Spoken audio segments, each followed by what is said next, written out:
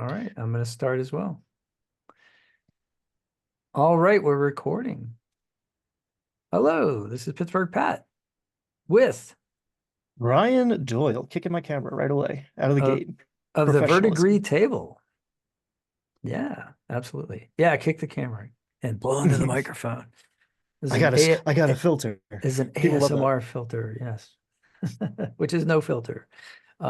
So what we're going to do today is we're going to talk about Dungeons and Dragons, which we've done before, and we'll probably do again. And we're going to talk about our favorite, well, maybe not favorite. I picked um, five tier one magic items and five tier two magic items, and you did the same, I think. I did the same. I did the same. And it was a challenge because it's we talked about it quickly and we're like, all right, we're each gonna pick the five best common or uncommon and the five best rare. And like in the process of doing it, I was like, how do you define what the best Well, magic items are? Right? so Like, am I building a yeah. character? Am I a dungeon master? So like I went for the most potential for fun at the table ultimately. And there's some caveats of like, and this would be good if I was playing a wizard or something. So yeah, so I kind of did the same thing. I went with as a dungeon master, what would I give my level one characters? One, so they wouldn't break the game, Mhm, and mhm. two, so that they could get really creative with it, you know. Interesting. So I think I also have more than five just in case we have some overlap here because we're doing this live, baby. This is unscripted. It's like my entire channel is unscripted, so this is perfect. Oh, by the way, I've been watching your walks in the woods, and I really like those. I think those are great. So if anybody Oh, from my channel hasn't seen Ryan's go to the Verdigris table and watch his walks in the woods with a DM, and I just love that format. It's great. it was, yeah, it's nice. I'm a big outdoors guy. I don't know if you can see the Appalachian Trail yearbook. Um, but not a lot of that going on right now where we live. Yesterday was a beautiful day. We were just talking before we got on the mic, but it's full winter. We've got a couple hikes in actually, which I've appreciated, but kind of is scary when it's 65 degrees in February. It does make you think a little bit, but There's been some aberrant weather lately, but fortunately mhm. we missed the giant snowstorm that hit the Northeast. So, all Yes. right, let's get started with the D&D. And Boom. yeah, okay. You want to go first? You want me to go first? Sure, I'll go first Oh, go for it. just to get let's see. I want to get my I want to get it in before you get it in, I guess. Oh, okay. I'm gonna start with the bag o' tricks. Oh, I love bag of tricks. I love the bag of tricks because I like RNG, like I like half of the homebrew stuff I've made magic item wise is like, yeah, this is pretty good, but it's also kind of wild magic at the same time. And bag of Because of the tricks random element, you mean? right out of the DMG. Yeah, you don't know what you're getting. Yeah. It's cool because like I think it's one of the only uncommon things where you're actually gonna get a like a companion, something. You're doing a summon, but you could get a lion, you could get a weasel, right? Yeah, You Weasel's always the one that gets the bad rap. you could pull out a goat. You never are. So let's see if we can make this work. And try to share the screen. Yeah. Did I kill it? No, I killed it. It doesn't like it full screen on my side and seeing Huh. it on your side is what's going on. Because we're recording, I wonder. I Hmm. guess. So, but the neat thing about the bag of tricks, like you said, is that you could just like, have this amazing like animal. But you don't have to be a druid. That's what I like about it. A rogue can have a bag of tricks. You don't have to be like an animal handler, expert in like nature. It's just, oh, I found this thing and now I'm gonna like just kind of spontaneously use it, see what happens. Anybody can use it. Yeah. Anybody can use it. And I'll even roll like, oh, you found a bag of chicks, roll a D6. Let's figure out what color it is. Because Oh, especially if we have okay. like experienced players, they know they want the good one, right? It's just like, oh no, gray. Oh, Um, right, right. Because they come in different flavors. all right, we're going pen and paper here. We're going old school because my setup ain't ain't having it. I can't Sure show ain't working, you huh? what I'm looking at it, but on page, hold please, 154, I want to say, Hmm. of the Dungeon Master's Guide. The 2014 Dungeon Master's Guide. We're gonna have to start saying pretty soon, huh? Yeah. I Uh, I that was the first book that I bought. A friend bought the player's handbook, so I bought the DMG, and there was so much more in there. I thought for me, I love the tables and you know the magic items are abundant. Actually, I made a couple videos about like all the stuff you forgot's in the DMG because everyone just treats it as like the Dungeon Master, the Magic Item catalog. Exactly. And you mentioned it, but we should probably hit on it even more. You have a project that you're working on. You have tables. You're actually writing a book. Yeah, yes, that is most most of what I at least what I think about. That's mostly where my mental energy goes these days. So yeah, those tables are built around character backgrounds, which I think are some of the most flavorful and like underutilized aspects of Dungeons and Dragons 5th edition, and I am sure 5.5 or 2024 or whatever we're calling the next thing. Yeah. One And D so and with D. one D&D to rule them all, there's going to be there's 50 backgrounds in there. Each of those backgrounds have 10 items, I should say. So there's 500 items. Wow. About if it's a D10 table, if you roll a one, you're definitely getting like a more of like a trinket, like a very flavorful trinket, but a trinket Yeah. nonetheless. And then sometimes two is also a trinket, but so there's at least what 100 and oh boy, math, 400 magic items, 400 plus magic items, let's call it. Ooh, that's a lot. And it's all that's all system neutral. So it's a lot of Doesn't have to be D&D. it doesn't have to be D&D, some assembly required if you want, but like a lot of I've gotten very good at constructing system neutral stuff where it's like obvious how this would be in a BX or a 5e, and if you want to change it, you can make it your own. Consult with your Cool. dungeon master. Yeah. All right, I'm going to see if I can share my screen. You guys, are you seeing that? I see you just fine because you Uh, you practiced. I don't I was know. It's writing a just book while you were set maybe up. because I'm the host and you're co-host. I don't know. Anyway, yeah, the brooch of shielding is one that I picked. Mostly because like low level characters are squishy. Like if you're let's Mm, say you're like a wizard, right? And you got like 8 hit points. And you're somebody like, you come up against a mage who has a magic missiles and decides 3 of them against you, like you're toast. So like having a brooch of shielding could be a save the day kind of thing for a low level magic user. And the resistance to force damage, I really like that idea because I like spells that have force damage. I just mhm, like, whirlwinds, things of that nature where like it's an actual it just makes when I describe those to the characters, I can make that tactile description feel like, you know what I mean? They're in the room mhm. with the tornado, when they're in the room with the storm. So I really like using that particular class of damage. But I love differentiating damage types. I wish we did more of it, honestly. We do it in the description side of things. But yeah, force is one of those things that very few creatures or classes have any sort of resistance to at all. So that's definitely useful. And speaking of magic missiles, getting hit with them when you're trying to concentrate on a spell, it's like, okay, yeah, you took Warcaster, you're good at doing this, but now you're doing it 3 times, 4 times, 5 times if I upcast it. Right. So you keep rolling those dice, eventually something's gonna come up and you're gonna drop your whatever. You're holding on to banishment or something. Yeah, yeah. so that's a good one out of the gate That's a really for good point. sure. And the other thing I like about the brooch is that you don't have to have it in your hand. And I think Mm, that's something that I've been trying to, especially as I've been playing characters, I've noticed like, you got a shield in one hand, you want to put your armor class up to 18 or something. You got that mm, shield, you got that sword, magic sword, and now it's like, what else? So having mm-hmm. something that you can wear is a big one. Plus, it can be a badge of office or it can be like an identifier. So like, Mm. look for me. I'll be the one wearing the carnation, Well, I'll be one wearing the brooch of shielding, in the crowd. That's that's what's up. That is why I took as my next pick, Mhm. I took the weapon of warning, One, because it's super useful to have, right? I get advantage on initiative, awesome. I can't be surprised, right? We're camping out in the middle of the wilderness, the orcs are sneaking up on us. This sword is going to let me know it. But not described is how it does so.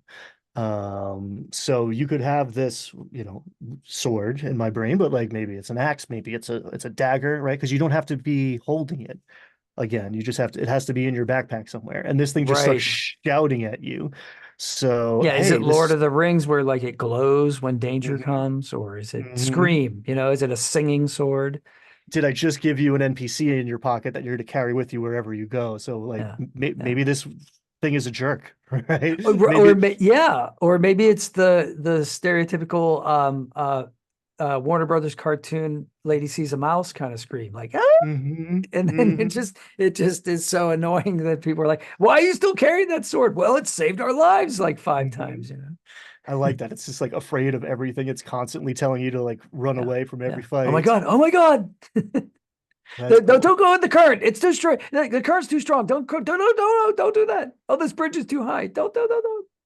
Yeah, the more ways you can put the fear into them, the better, right? So if you have a paranoid sword, ooh, that's fair. See, it's funny. I almost went the opposite direction. Like the last guy you had, it was level 15, so he thinks you schlubs are the worst, Ah, and he's just right. constantly busting chops all day. It's a hand-me-down sword.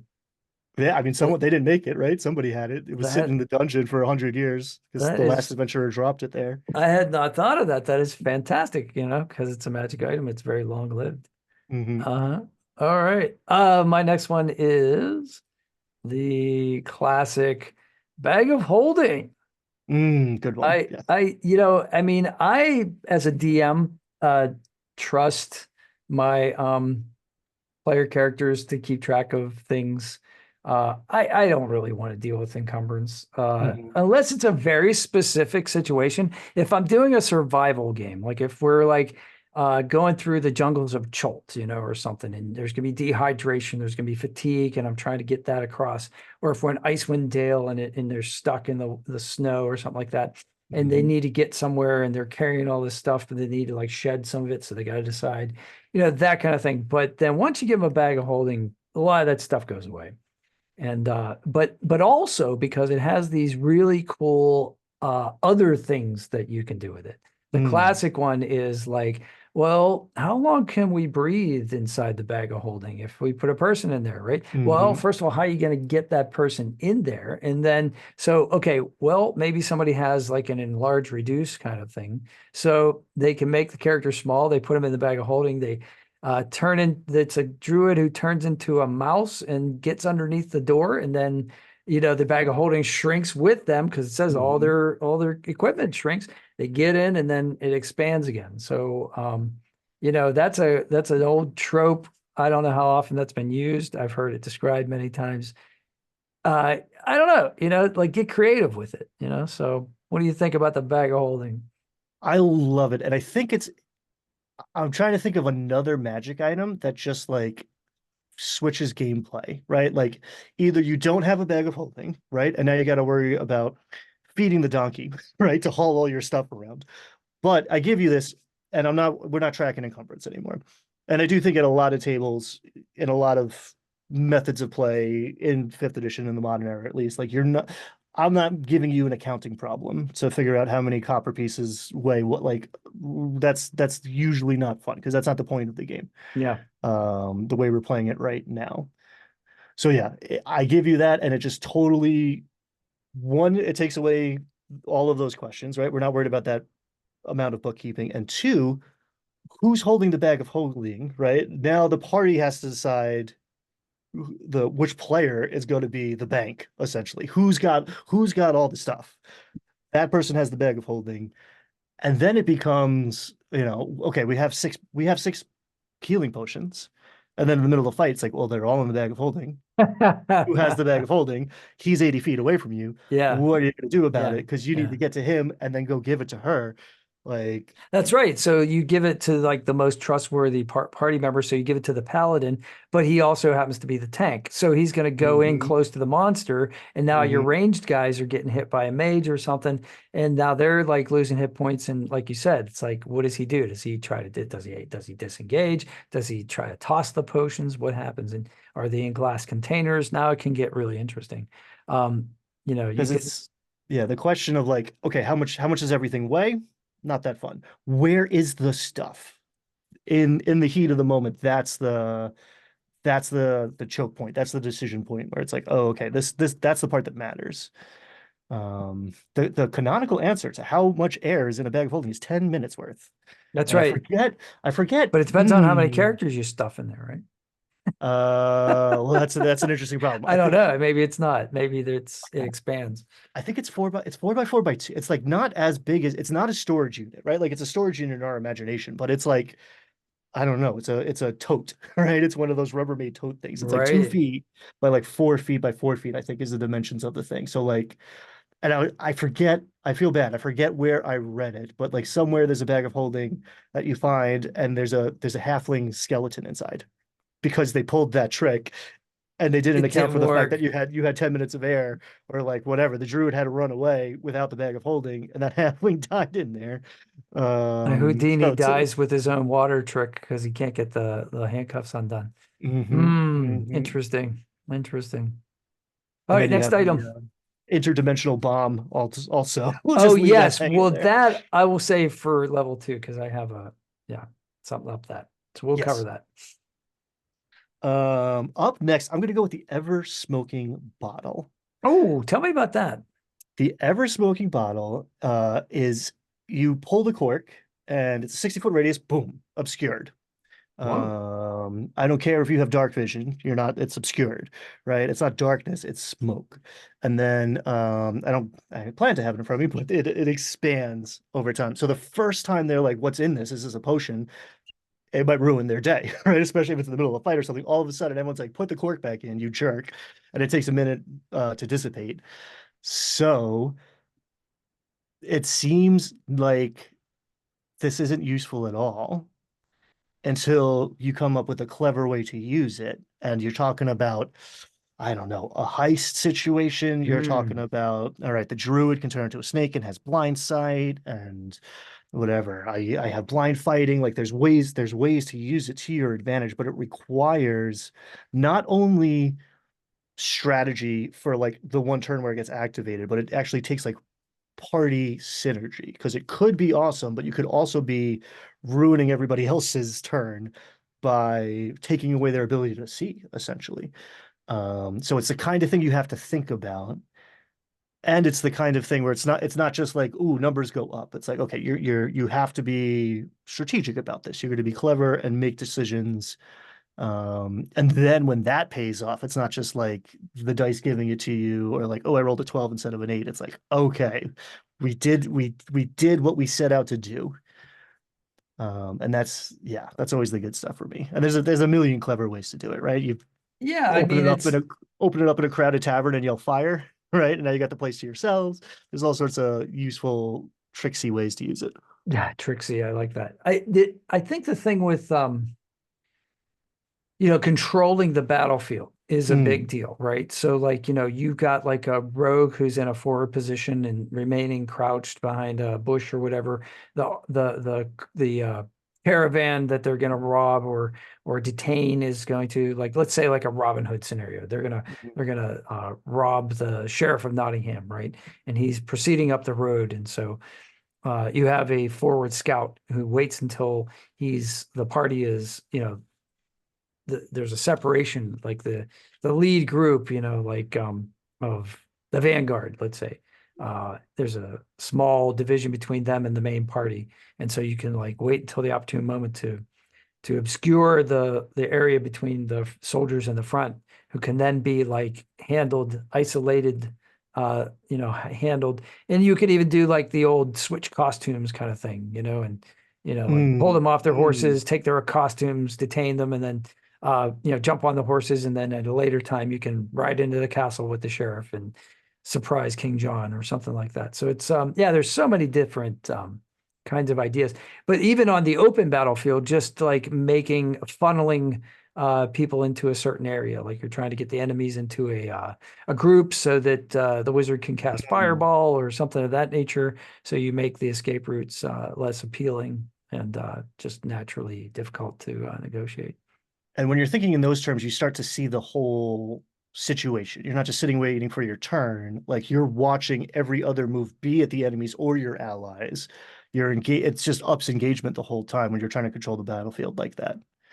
Yeah, It's and it gives opportunity for people to have those kinds of special skills, like like spike growth and things of that mm, nature, where they can interact, and they're all doing it. And I think that's the sort of play that I like to encourage, where the party feels like a party and not just mhm, like, oh, it's the rogue's turn, oh, it's the ranger's turn, he's going to shoot his mhm. bow, oh, it's this. No, no, no, it's everybody's involved in the plan and everybody has a part to play, and then the party feels like a party. So when they get their victory, it's a communal victory.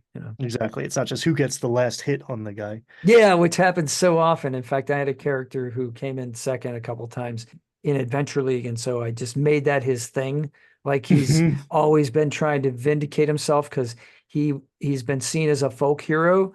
Like, but the guy who he supposedly killed in battle fell on top of his sword accidentally. And so he was like, holding the sword when discovered, and they're like, "Oh my God, you killed like the colonel, of the enemy." And he's like lauded and feted, and he's like, "No, no, no, okay." And then he goes along with it, but then he feels like a fraud. So now, ever since, he's trying to vindicate himself by doing something valorous in battle, because he really didn't the first time, but he's been getting credit for it for all these years. That's interesting. And it's somewhere out there, there's a player character who's done a ton of damage, but has technically never killed anyone. And that's yeah. How do they feel about that? Yeah. Is that a justification for them? Or are they like sheepish about it? Or yeah, they're just the assist master. Yeah, or are they like, is it part of their conscientiousness? Like they're like, well, Hmm. I will do damage, but I won't kill. Like, are they Hmm. like the monk, that like, Hmm. well, somebody else has to do that. It's out of my hands. I can't take a life. That would be an Hmm. interesting oath, actually, for a paladin or something of that Yeah, nature. just everything is non-lethal. And then if I knock the guy out and someone else gets to him, yeah, That's not my problem. not my problem, not my So it's like preference, but questionable morals, like living to the letter of the law and not the actual. All right, let's try this one. The Horn of Silent Alarm. oh, So I thought I had a picture. I guess not. Yeah, so I really like this, especially when you read the description. So you use it 4 times a day, but only one creature or party member of your choice can hear the alarm, right? hmm, So hmm. so you're like blowing this horn and nobody else can hear it. And I just thought, how comical would that be? Like, like you're actually like, oops, I was gonna double share. That's like a bag of holding thing. Don't do that. Yeah, so how cool would it be? Like here's Patrick over here going into this giant, like, Viking horn kind of thing, Hmm. hollowed out horn Hmm. thing. And everybody's going, what are you doing, man? What are you doing?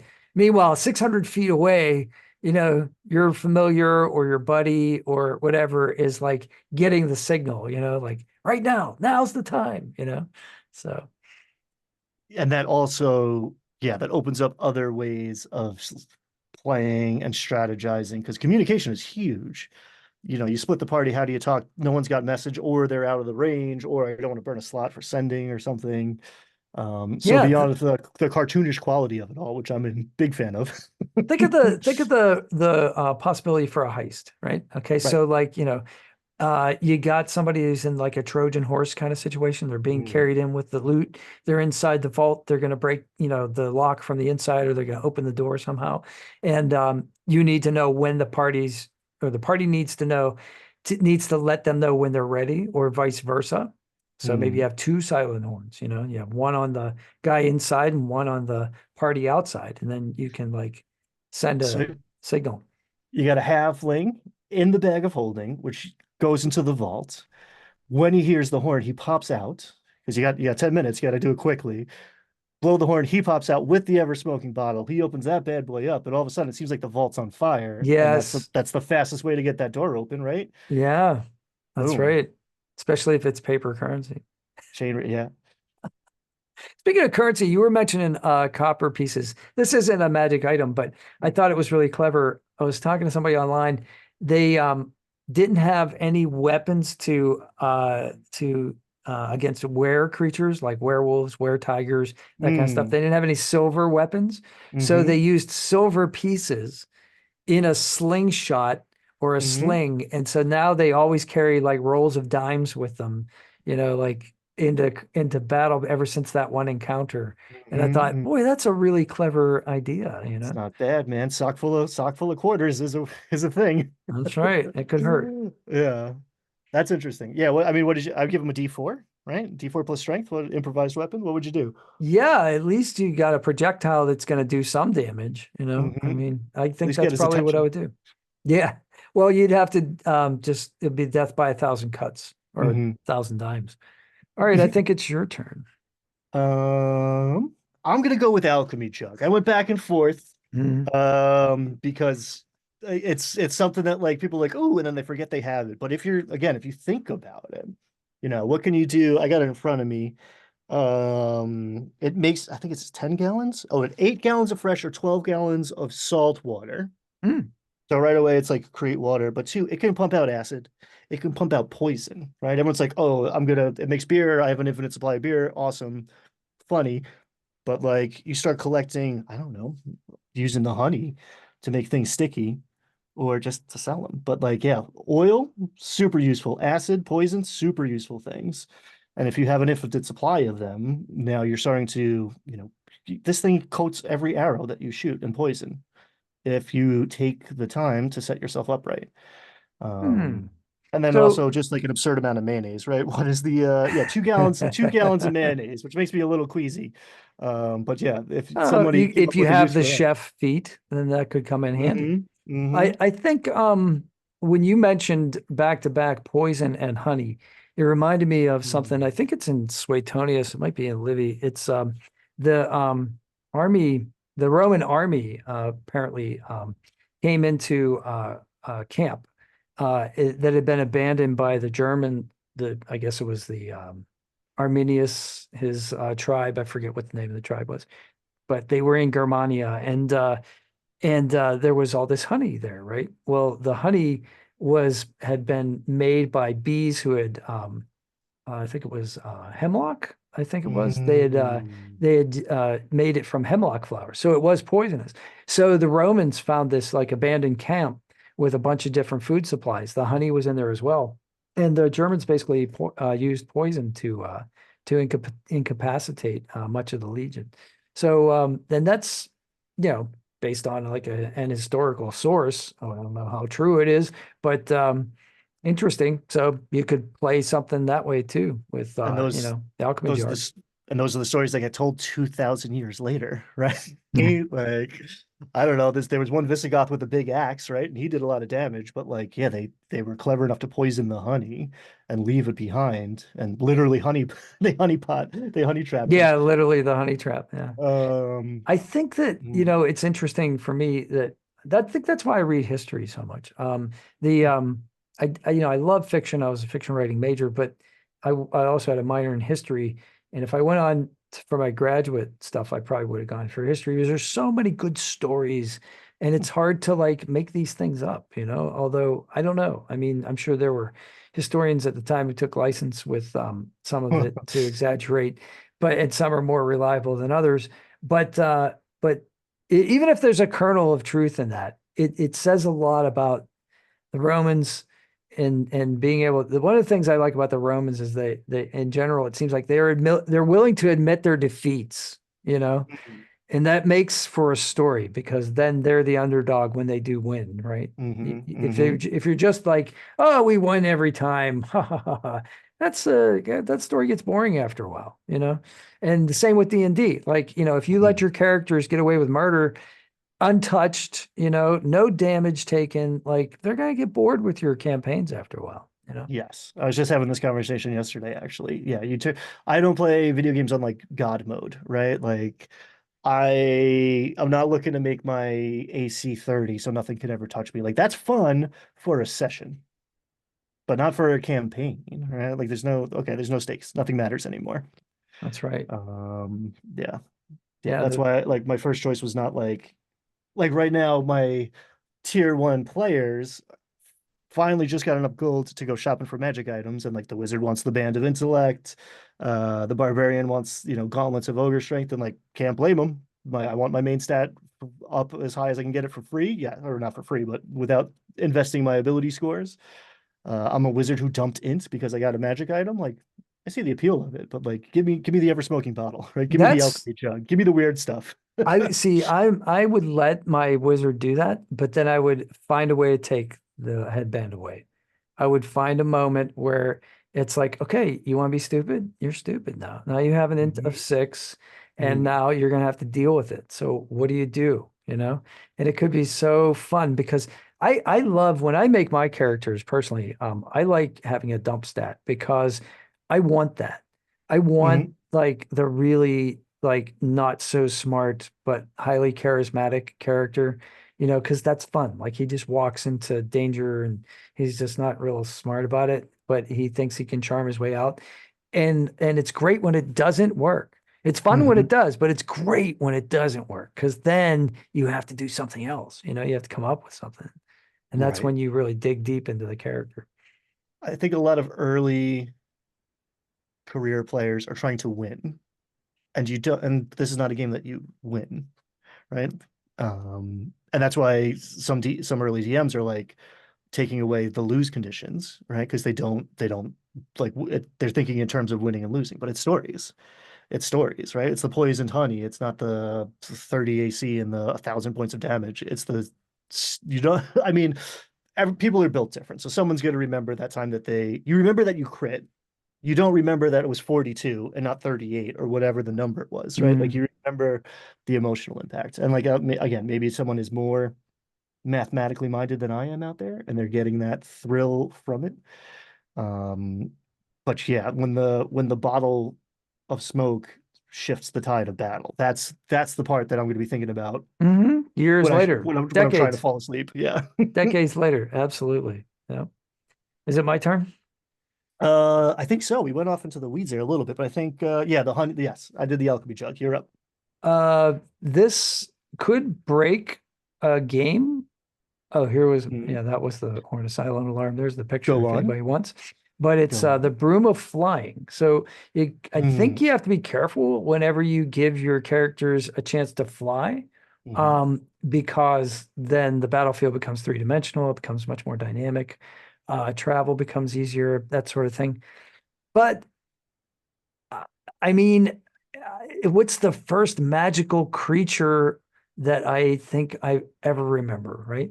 A mhm, witch on a broom, right? mhm, mhm, Something supernatural, something that you can't do in everyday life. So maybe it's a Quidditch tournament. Maybe it's a Harry Potter kind of thing. Maybe it's situational. Yeah, you can have a broom, but you don't have it forever.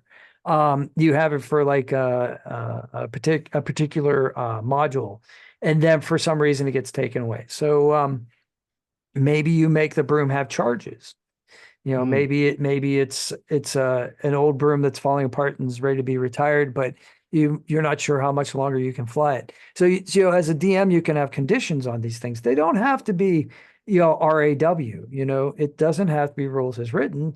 You can modify these things and should, I think, because you don't want it to be broken. You don't want all of a sudden to have one character who can do something that none of the other characters can do and always does it, and wins the kill shot every time, and just outstages everyone. You want it to be well, I want it to be a party atmosphere.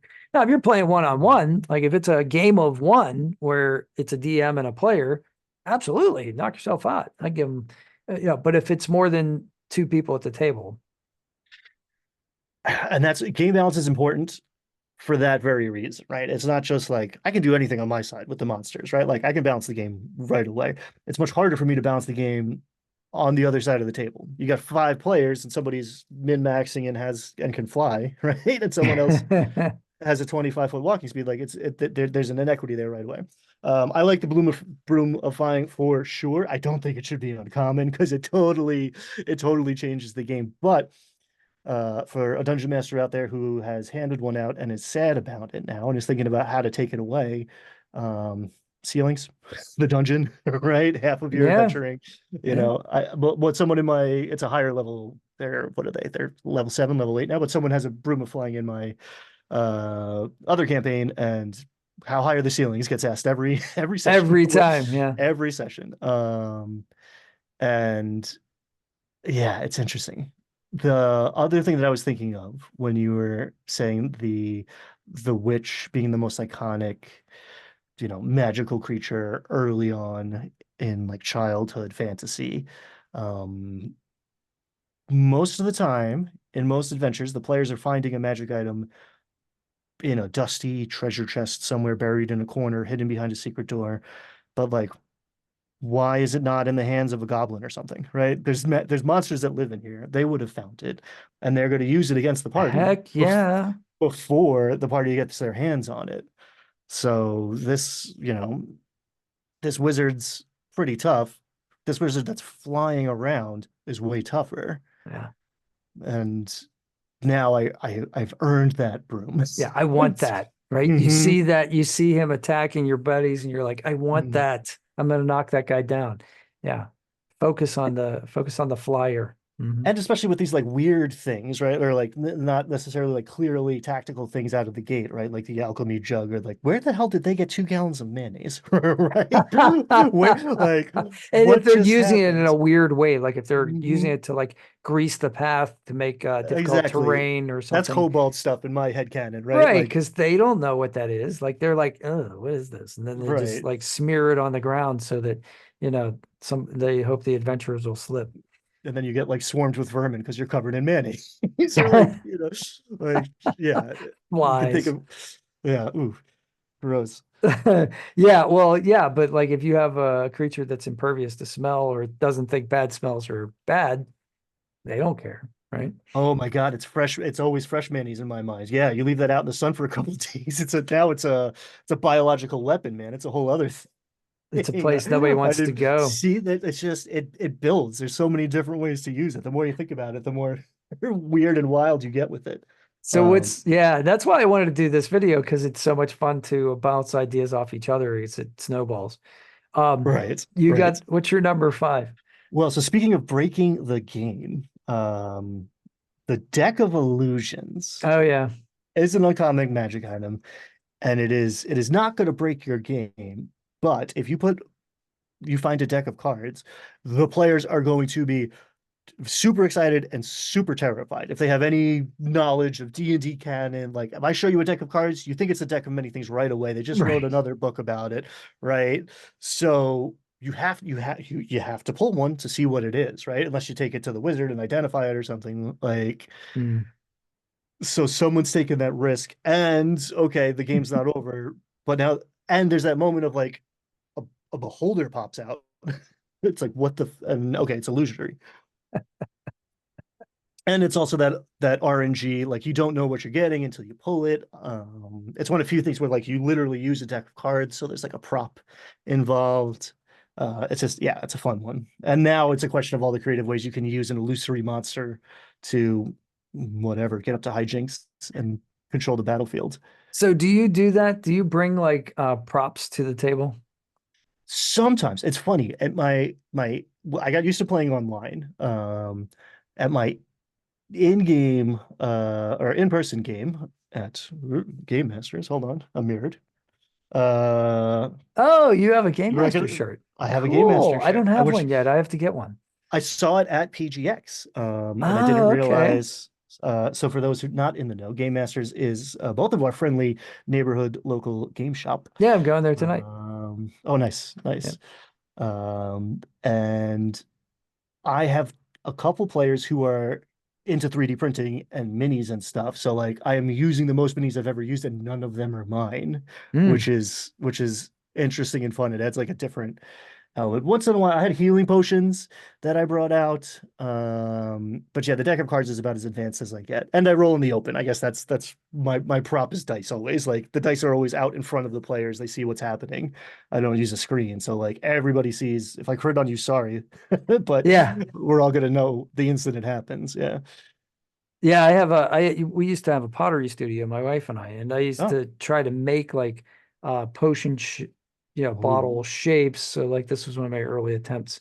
And this is on my table. The fact that you mentioned that was pretty wild.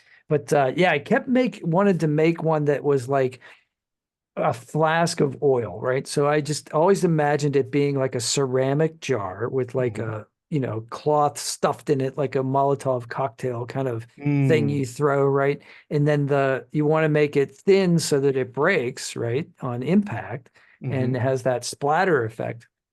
So I went through that phase where I was trying to make different shapes like that. But I love using props. So like I've even gone so far as to like look up like the Goblin written language and write like things in a notebook in Mm, Goblin or mhm.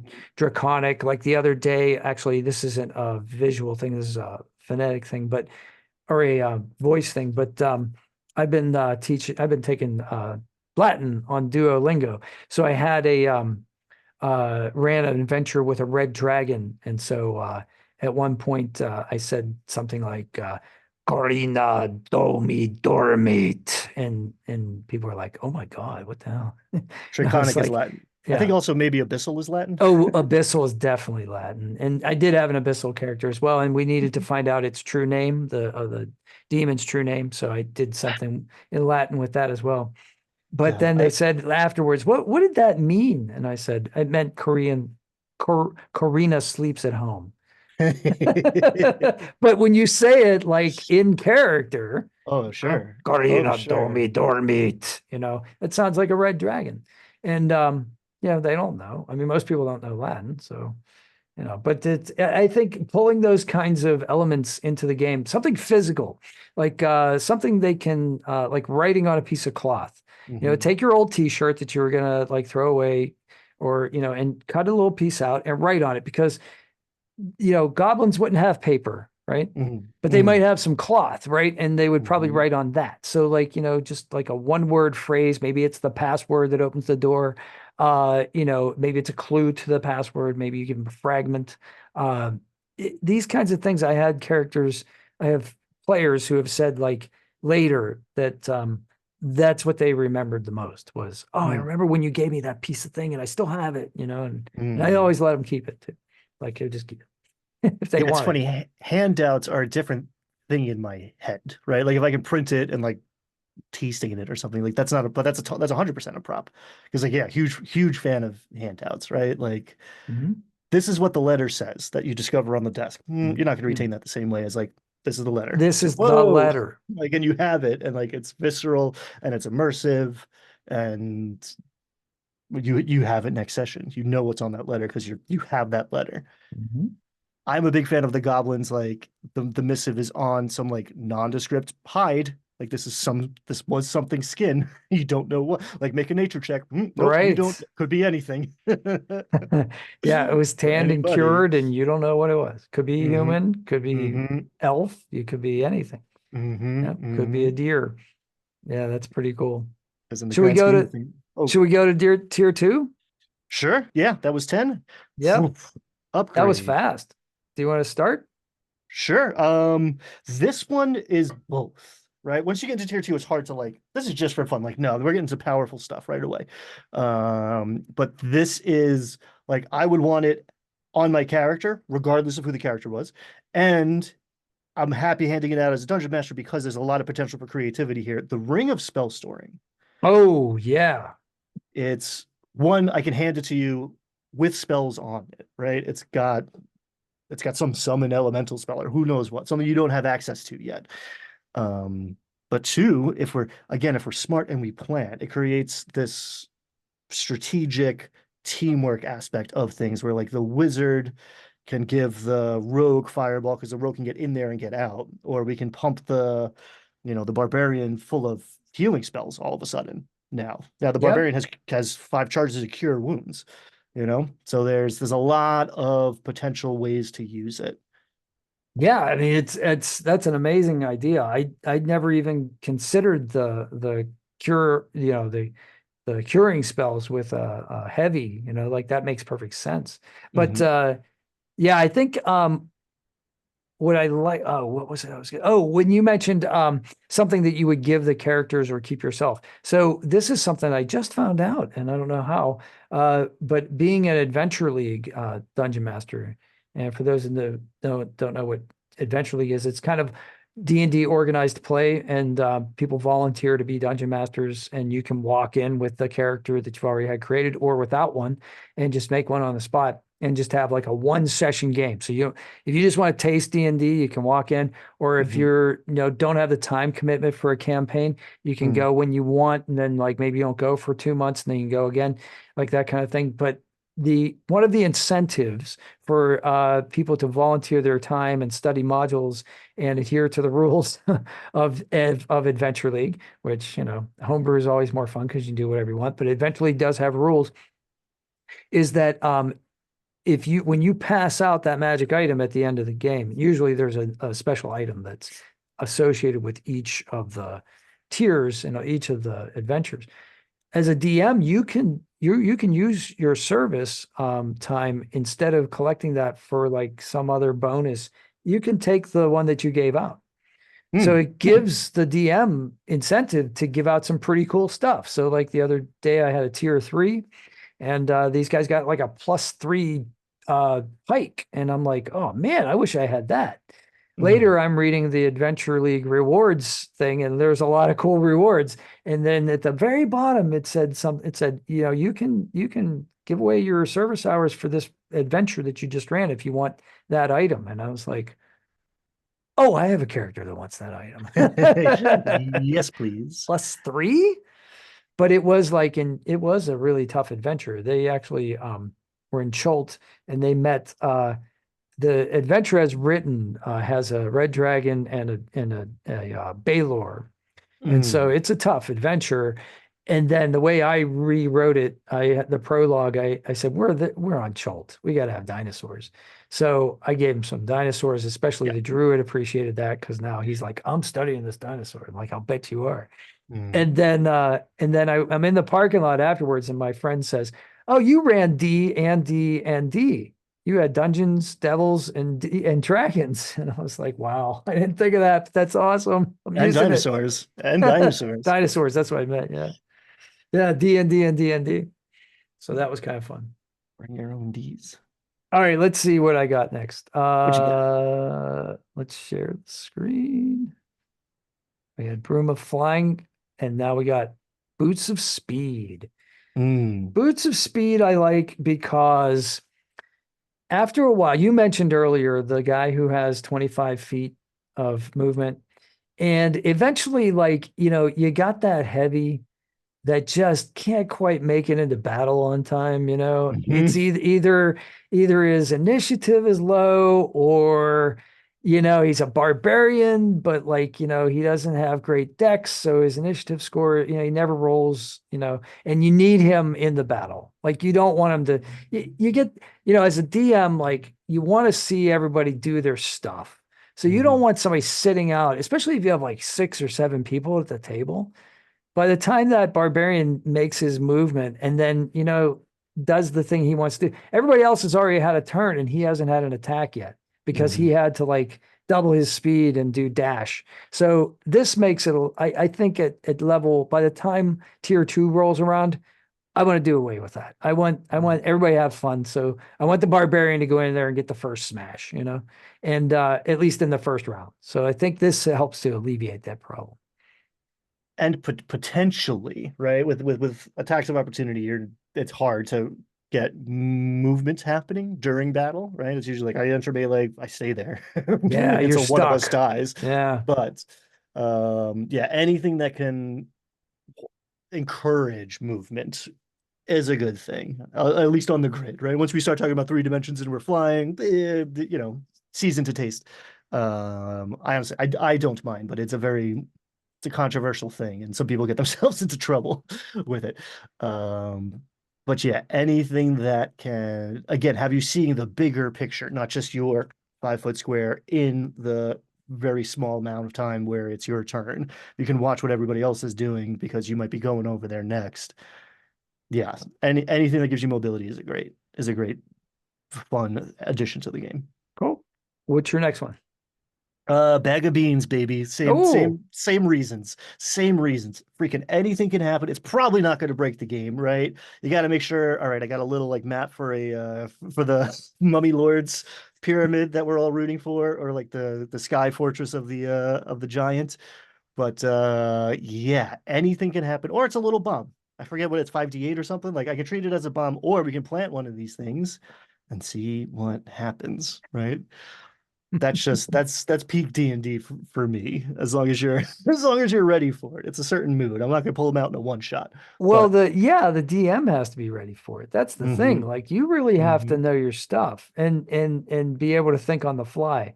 hmm I think that's the other thing is like I'm a sandbox kind of guy. I'm a sandbox on a railroad kind of guy. Like, you know what hmm I mean? Like I don't want to railroad the players, but there's only so much I can prepare, you yes. know, for a 3 hour session. Like I can't read the entire like tome of, there's so many books now. Like, hmm but as the more I DM, of course, the more my repertoire is um is becoming, becoming filled out, and the more like things I can pull out of my hat because I say like, oh yeah, I remember when I ran Horde of the Dragon Queen way back in 2014. I forgot about this. I can pull that. hmm I can pull that out. hmm And you get more used to it. And then of course these kinds of conversations, you get all kinds of ideas.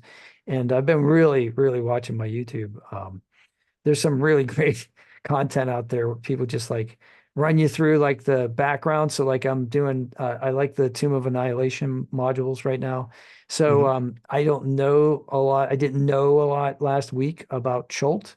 Now, hmm having a week to have listened to a couple people online, I know a lot about Chult, and I didn't have to sit there and read it all. I could like, hmm drift off to sleep and let somebody's melodious voice tell me you know, all about it, which is awesome. This is why Yeah, a lot of this, flavor there. A lot of flavor there. It's one of like few regions in right because it's all Sword Coast all the time, right? At yeah, least in fifth edition. But like Chult is like, oh, this is a different place. This is a different tone. This is a different game. Yeah. yeah. Literally, they talk about spices. They literally talk about the smell of spices in the marketplace. Mm, Is it my turn or literal your flavor. turn? What did I just do? I did bag of beans Oh, yes, it's my because I turn. want things to Okay, get weird sometimes. so this is what I came up with. Flame tongue.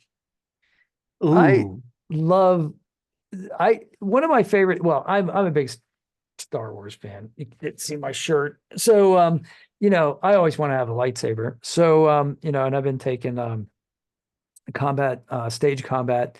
So we've been doing a lot of stuff with like quarterstaff and that sort of thing. And my instructor is always like, this isn't a lightsaber. We are not Jedi. I said, says you. But because what I'm going to do with this after I leave this class is all about swinging my lightsabers, and I have Mm, a collection. So the actual flavor of the light is great, but getting an extra 2d6 fire damage, that's not too shabby. hmm And I do like that you can have it in different varieties. So if you are that swashbuckler, you can have your rapier. If you want to be like, that kind of, you know, scimitar wielding guy, you can totally do that too. And if you're a short dude and you got a short sword, no problemo. You can have the gnome have just light up the night. Plus, it's a light source.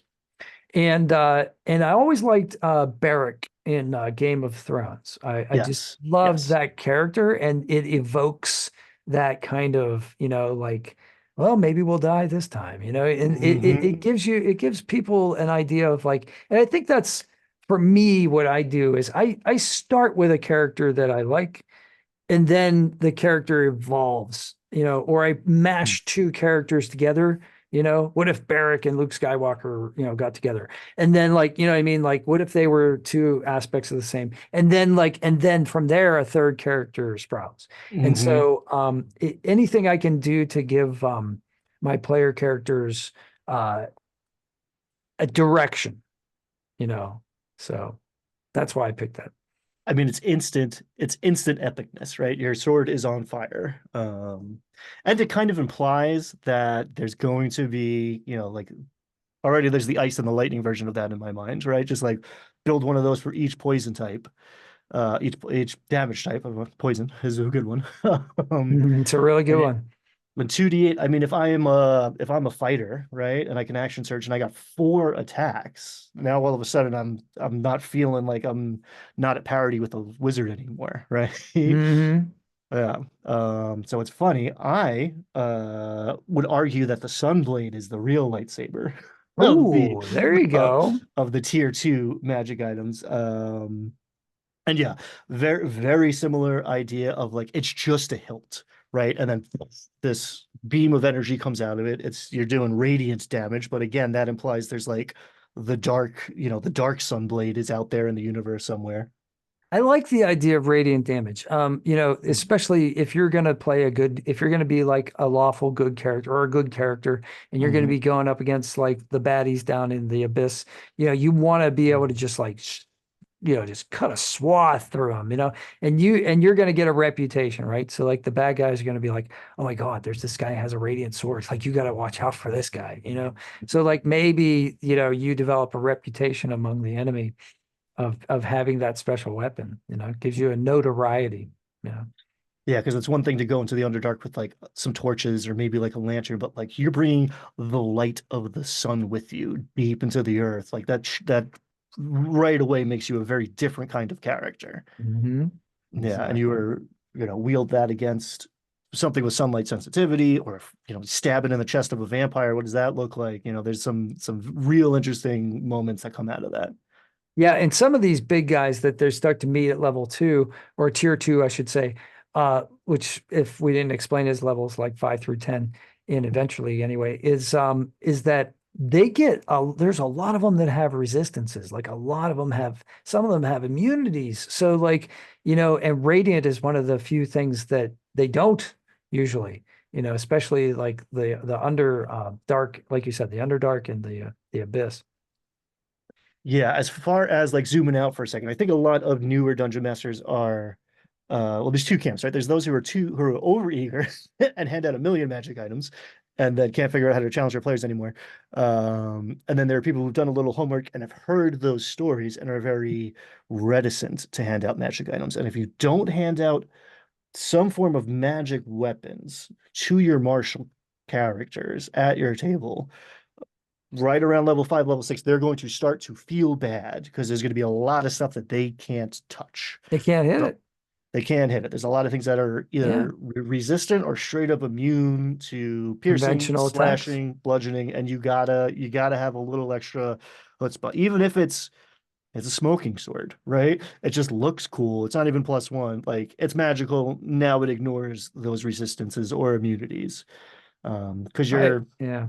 your martial classes are going to feel a little less special when the wizard's doing crazy stuff and never seems to be running out of spell slots anymore.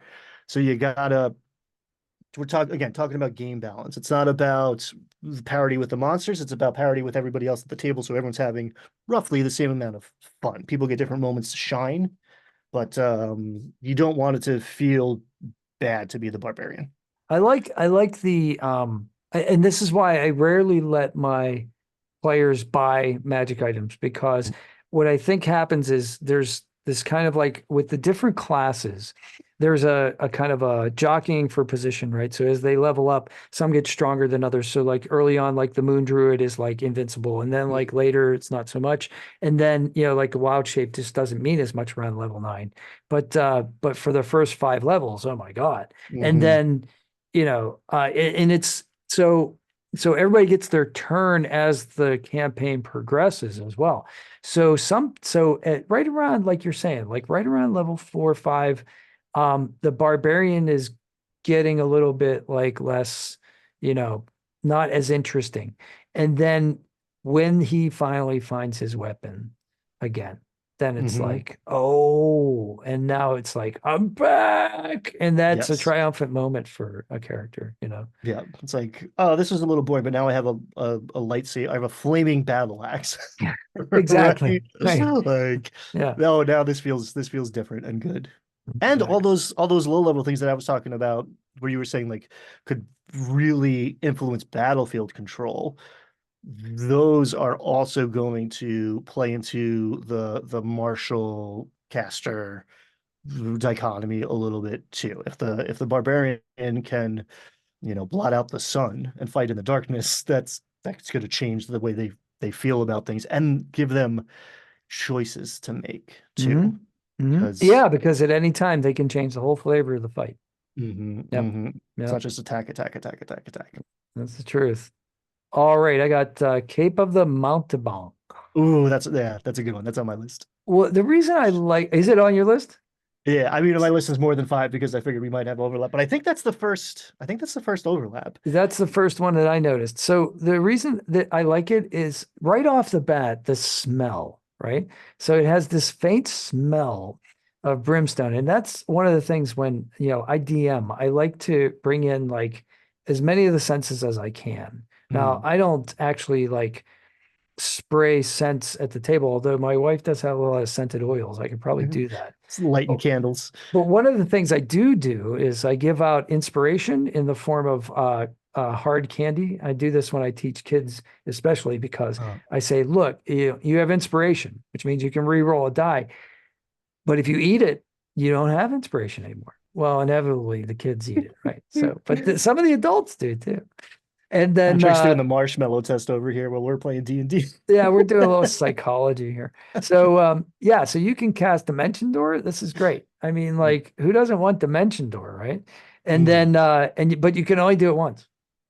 And then you gotta wait until dawn, which is pretty cool.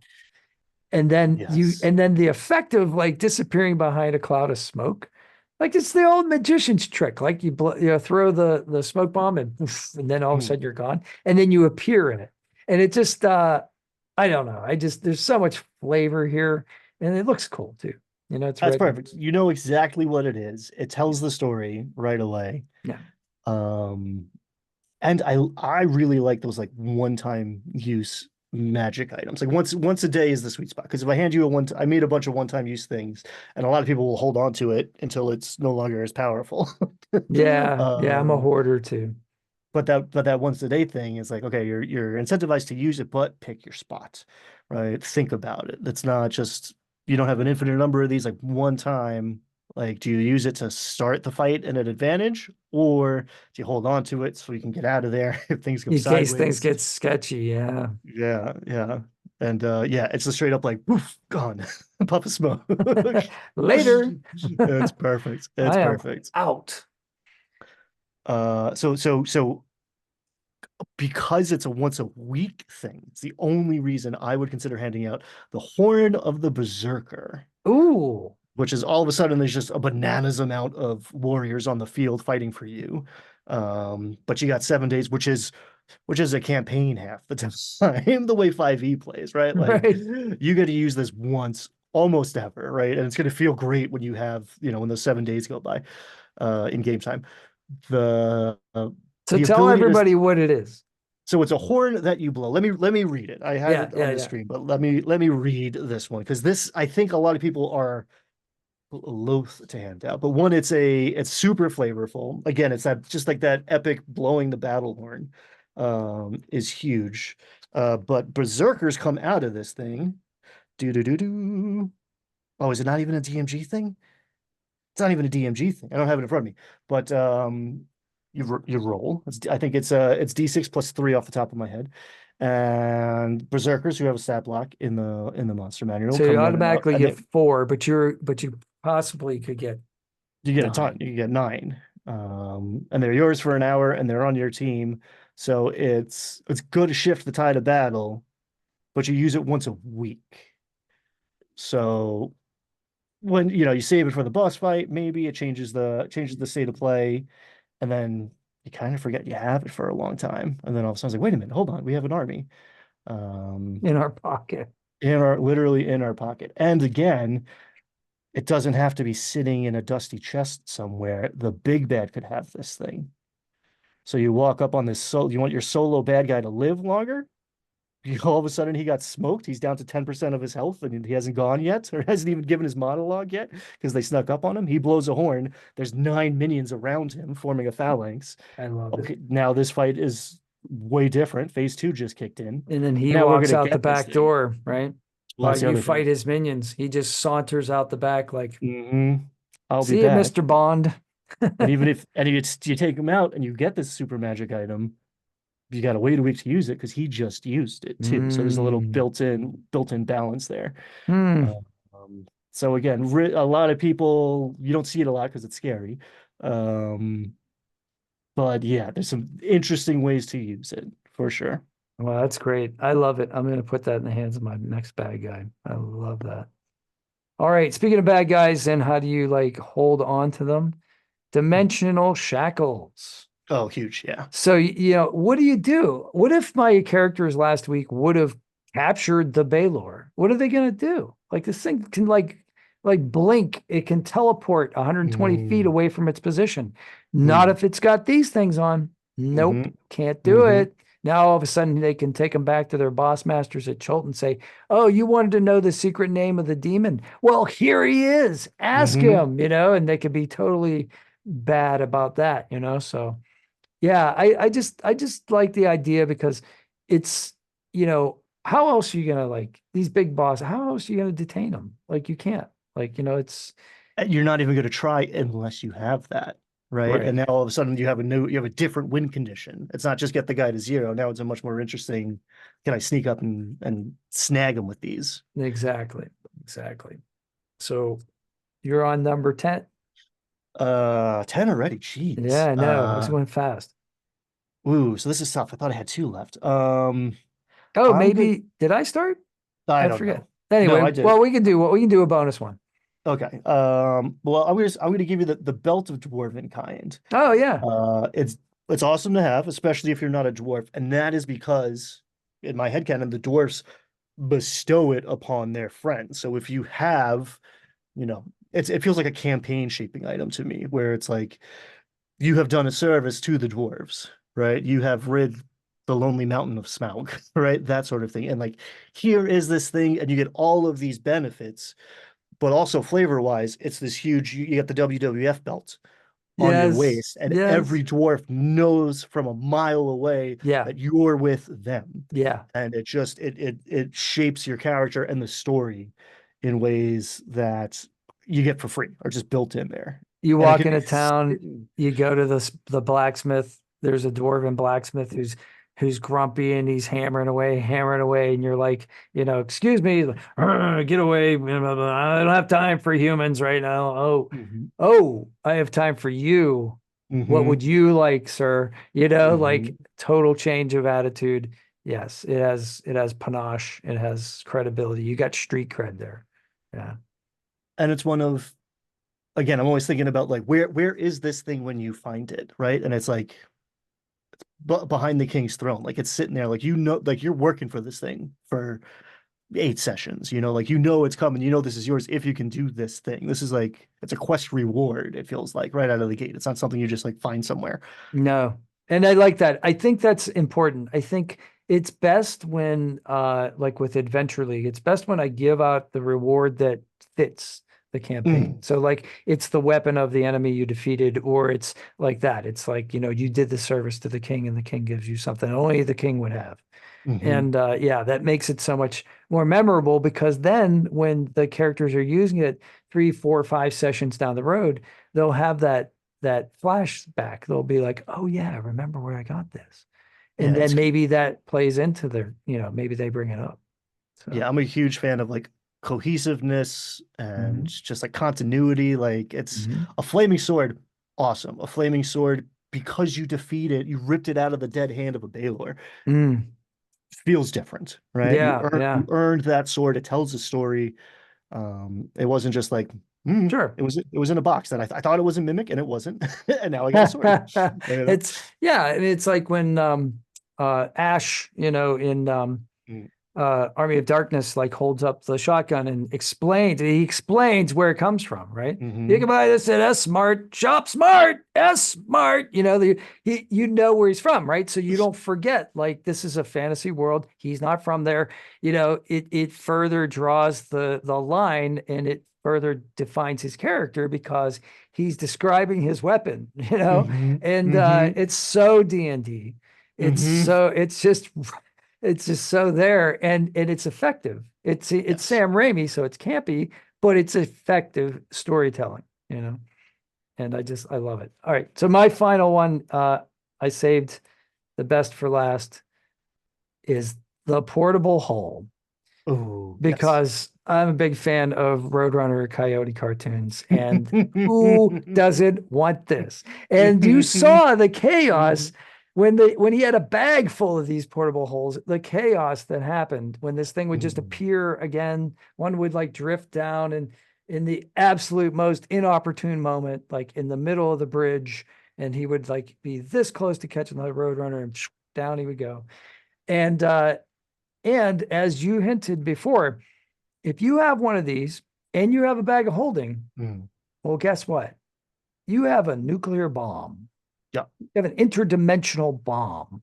Welcome So to the astral plane, baby. tell them what happens. Tell the audience what happens when you combine these two magic items. I say it's up to the dungeon master at the end of the day because it rips a hole through reality, uh, tossing you into the astral sea of some unknown location, which like I don't know. I'll pull up a dreadnought and have him fight it, but I don't know what else I would do in this amorphous dimension of like clouds and thoughts and maybe Mind Flayer Nautilus ships, right? So Like, so what I thought was, okay, here's a way I would use it in a boss fight, right? So the mm, portable hole is laying there ahead of time. The boss comes into the room. The boss spots it and maybe is near it, because if he's within 10 feet of it, now you got like, the rogue who's like got invisibility and he's hiding in the seat from the ceiling, and he drops it and it falls into the hole, but he's outside of the 10-foot range. Well, anything mhm, within 10 feet gets sucked in. mhm. So now there you go. You just banished the demon into the astral plane, and no way back. It's a one-way trip. And I love this idea of like, ooh, I just short-circuited this entire boss fight, and now we're playing with encumbrance. Yeah, Right? yeah, yeah. Like And now, yeah. But no, the money was in there, exactly. Or You like just Johnny Depp blew. in Pirates of the Caribbean. But the rum, woman, the Yes. rum, Yes. like that kind of thing. So yeah, is it worth it? Is it worth it? Should I do it? Should I do it? Just do it. He Hmm. does it. Hmm. Why did you do that? It Yep. could be good gameplay. Your storage unit is gone. And now we have a hole in reality. So I don't know if that, is it self-sealing, or no, we have to do something about that. It's yeah, it's temporary in my mind. It's funny. It's like Yeah. a whoop wormhole quick. Yeah. Like a Uh, flash. but then now he's in the wind. I love that, right? Like it banished into the astral sea, but like that dragon But will could he come back? swoop back in a few levels with like who Mhm. knows what he found over there. You Mhm. know? He's got new friends, He's got new friends and astral elves. a couple magic items, which we'll talk about next time. Yes. Yeah, let's do this again. So we can, there's tons of magic items. We can just go through the DMG and give people ideas on what to do with magic Mm. items. But so if anybody's out there watching, you tell us what you want to see next in the comments below. And yeah, we'll do more like this. This is a lot of fun. Heck yeah. Yeah. Well, have a great day. All right. All Be right. kind. Have fun.